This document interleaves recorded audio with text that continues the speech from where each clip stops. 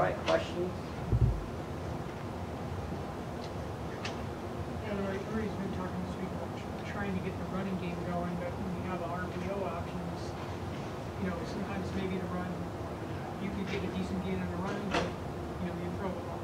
So how do you find that balance between, throwing the ball in those situations and trying to get the running game going at the same time? Anytime an RPO is called, my job is to read a certain defender. If he stays flat-footed or plays the run, it's my job to dish the ball out to the playmakers on the outside.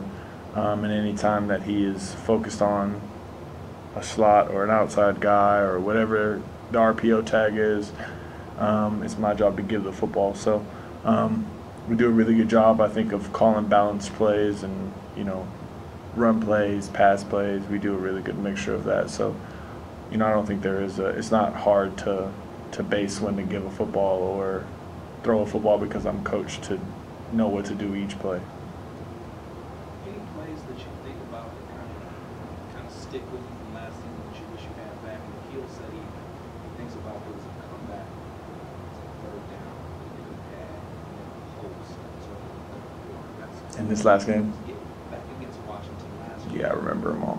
Yeah. Oh, back against Washington. Yeah, Washington last year. Okay, you're talking about Washington. All right, yeah, all right. When you guys played Washington last year, Yep. Keel had 2 or maybe 3 plays that he wishes he had back. Mm-hmm. I'm curious, do you have any such plays? Yeah, I missed a inside fade throw to the right side of the field to Jalen, I believe it was.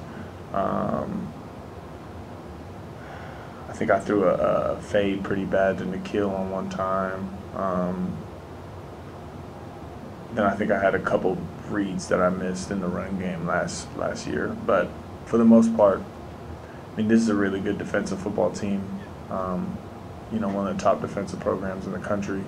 They just do a really good job of just staying disciplined in what they do. They're not gonna let you throw the ball over their head. They're gonna do try to keep everything in front of them. So it's just about finding the spaces, finding the holes in the defense, and just being patient and take what they give us, because this isn't going to be a throw the ball, post balls, deep crossers. This is going to be dink and dunk, methodical, get down the field, just because that's the way their defense is structured. So. When you watch your film, Washington, what makes Taylor Rapp such a special safety? His motor is very high. He doesn't really get tired that often. If he's tired, you don't know he's tired. Really it's collectively they just are really good in the secondary. Obviously, they got Byron back. He's really a big-time player. JoJo's he's been in this league. He knows his game.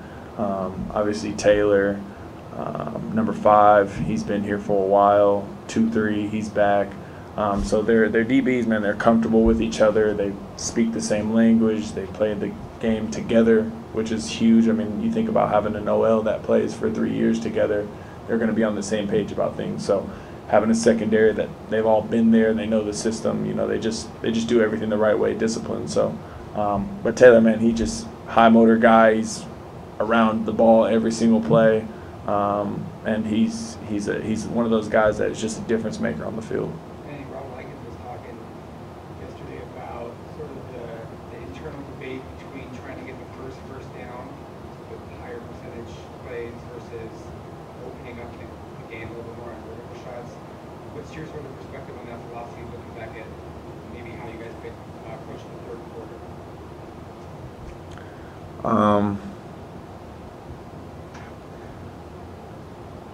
I just do what I'm coached to do. Whatever Coach Likens asks me to do, I'm going to do. I think that the third quarter, if we just throw a hitch, if we just throw, something simple, and that's on me. I gotta do a better job of obviously making the right decision. I'll never blame a 3 and out. I'll never blame any. I can't blame anything on a coach, because a coach is never purposefully trying to call a bad play, if that makes sense. So he's never trying to put us in a situation where he thinks we're going to mess up. So you can't.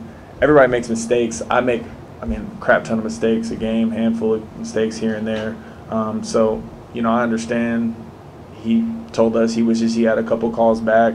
Heck, I wish I have a couple throws back. I wish I have The one post that I threw to Nikhil on 3rd and 12, I think it was a good ball. It, kind of went to Nikhil. The DBs were all around, whatever, but I had a crosser open coming across the field that I should have hit.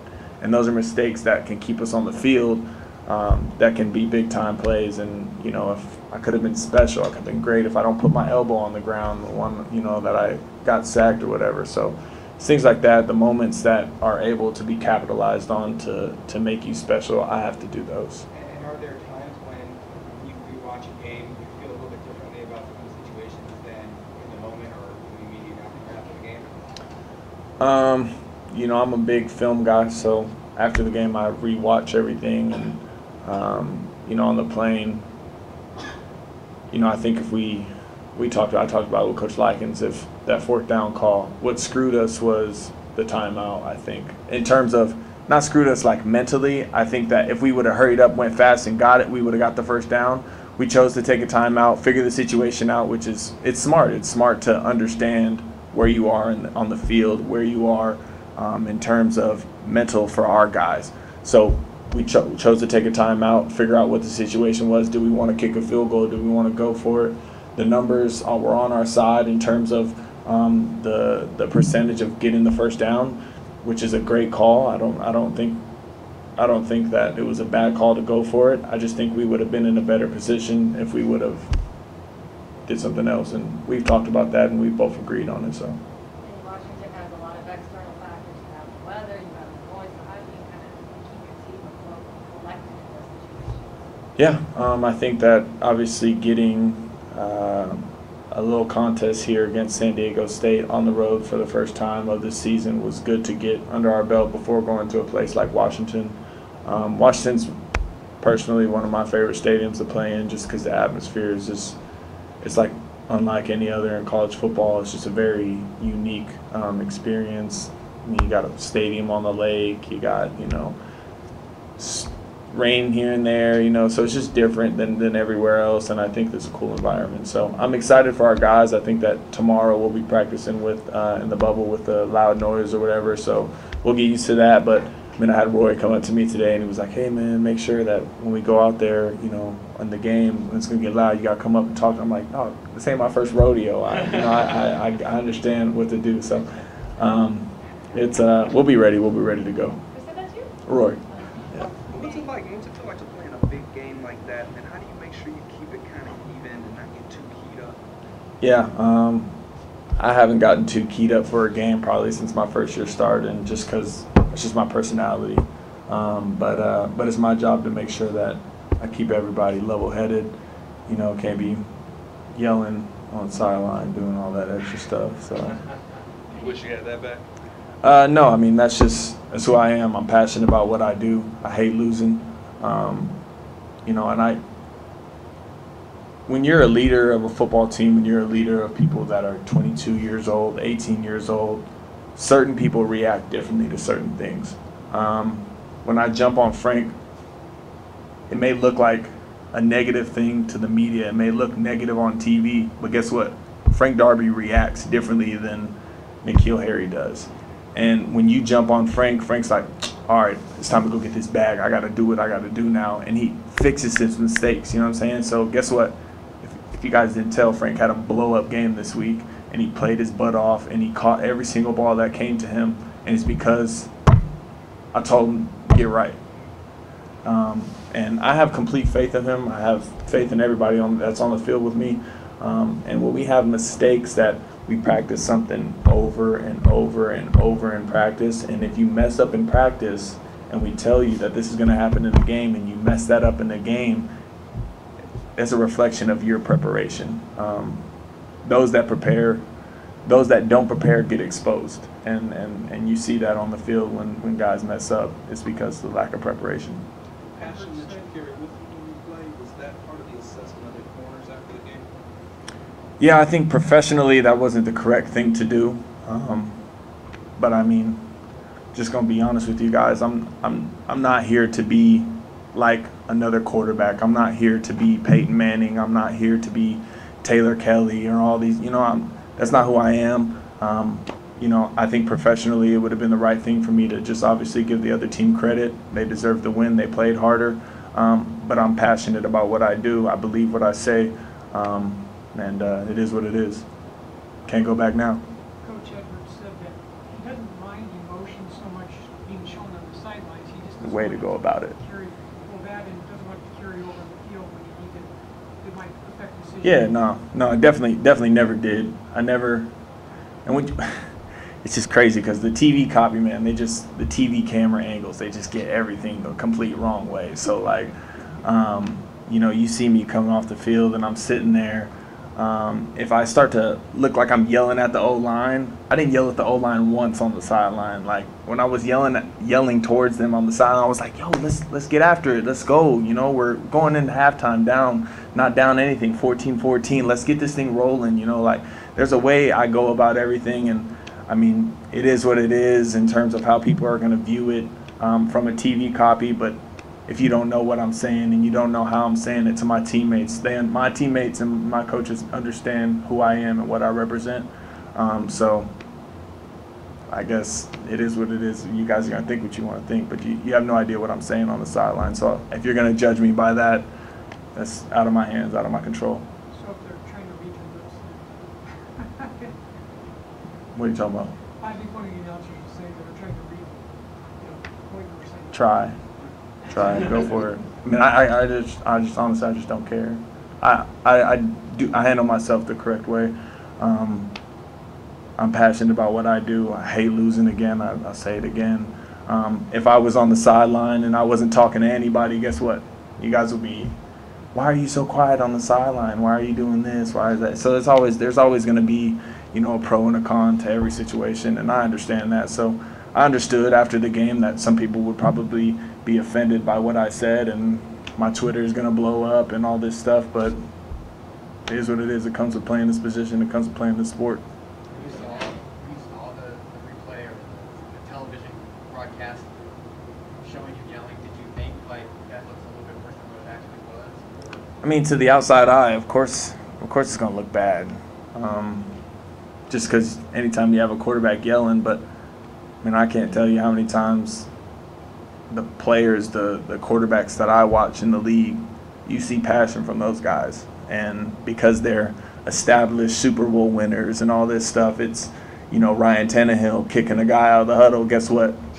Good job for you doing that, Ryan. You're an NFL quarterback. But if I were to do that, it's why is Manny yelling at his guy? You know what I mean? So it's pro and a con to everything. I'm here for it all. Does it feel different to lead a 16-play, 63-yard drive versus hitting a 4-yard pass? Does that feel different? Just in terms of tempo of the game, I think so. Anytime we hit a big shot, just nowadays, man, I'm always like, okay, this might get reviewed just because they review everything nowadays. But my first thought in my head the second we connect one of those is we're gonna go fast and we're gonna just roll. So I don't really think there is a difference. I mean, I think personally, the drive that we had didn't get that 4th and 1. We started at the 4 and we drove all the way down the field. We stayed poised. We did what we had to do, and then we just didn't execute there at the end. But those drives, man, like San Diego State was doing, those 9-minute, 10-minute drives, those kill the defense just because you're keeping those guys on the field, and you know those hurt a defense physically. So. Manny said part of the reason he came to this program was to learn from you. What does that mean when a guy like that says that? It's a huge honor. You know, when he first got here, I was hard on him, extremely hard, just because they were hard on me when I got here. So, you know, I really wasn't buddy-buddy with him. When he was laughing in the runs, I was like, dude, cut that shit out, like, lock in. And quickly, I think he realized my demeanor towards this game, my demeanor in the locker room.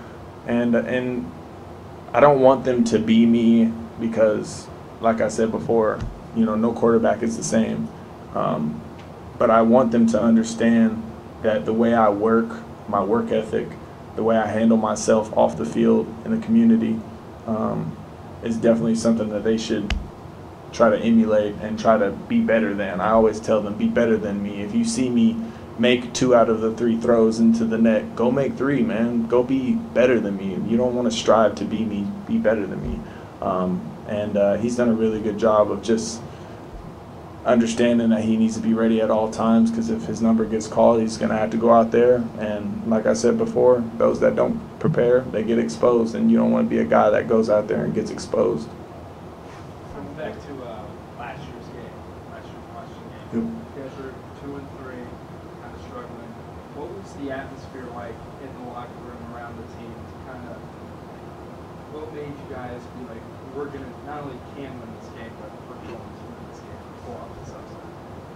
You know, I think personally, lately, man, I've just been, the vibes and the energy that I get from, it's going to sound weird and cliche, but the vibes and energy that I get from, like, the universe, like, I'm just speaking things to life. So before the season, I told myself, yo, man, I'm going to go out there, try and not turn the ball over at all this year, 0 interceptions, and I haven't really turned the football over. I think I have the 1 interception going into Michigan State at half.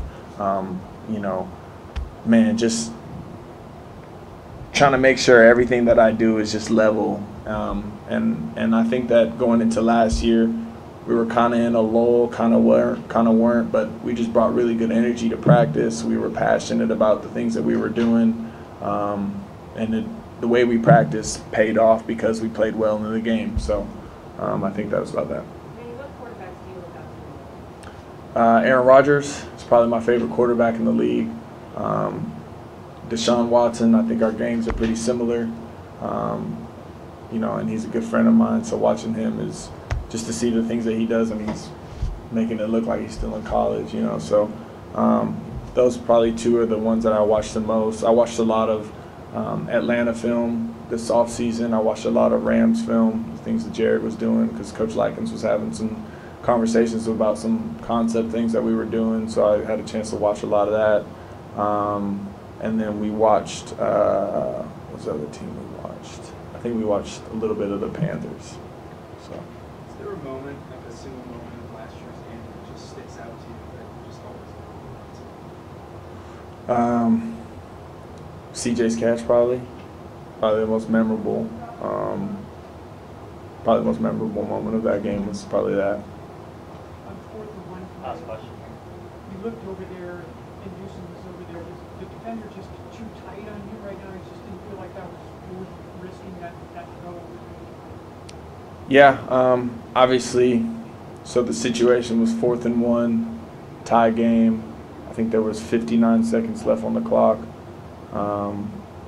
I understand where we're at position-wise of the field, and this is something that I went and talked to the coaches afterwards about, is what is the correct thing for me to do? Do you want me to give our guys a shot, potentially throw an interception across the middle of the field?